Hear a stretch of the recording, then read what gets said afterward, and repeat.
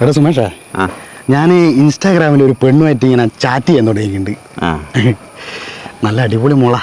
കുറെ കാലമായില്ലേ തുടങ്ങിയിട്ട്? പല ആൾക്കാരോടും ചാറ്റ് ചെയ്യലുണ്ടല്ലോ. പക്ഷേ ഈ മോൾ എൻ്റെ ഫോട്ടോ ചോദിക്കുന്നടാ. ശരി, എന്താ ഇപ്പോൾ ഒരു ചെയ്യുക എന്നാണ് ഞാൻ ആലോചിക്കുന്നത്. അപ്പോൾ ഇൻസ്റ്റാഗ്രാമിൽ ഡി പിയിൽ എൻ്റെ ഫോട്ടോ ഇല്ലേ?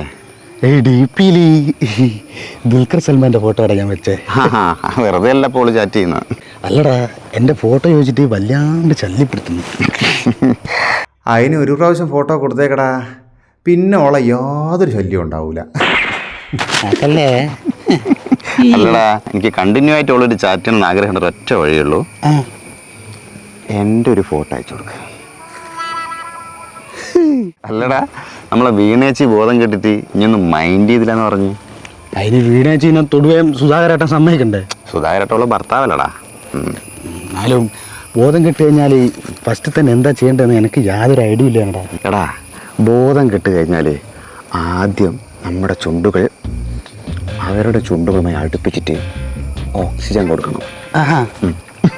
പിന്നെ നമ്മുടെ 2 കൈകളും അവരുടെ ചെസ്റ്റിൽ വെച്ചിട്ട് ശ്വാസതടസ്സം നീക്കണം. ഇതെല്ലാം സ്കൂളിൽ പഠിക്കുന്ന പിള്ളേർക്ക് അറിയാലടാ. എനിക്ക് ഇത്രയും കാലമായിട്ട് അറിഞ്ഞൂടെ?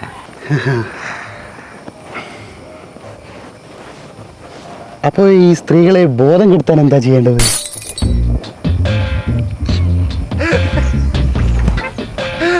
അല്ല സുമേഷേ, ബോധം കെടുത്താനേ എന്തെങ്കിലും ഒരു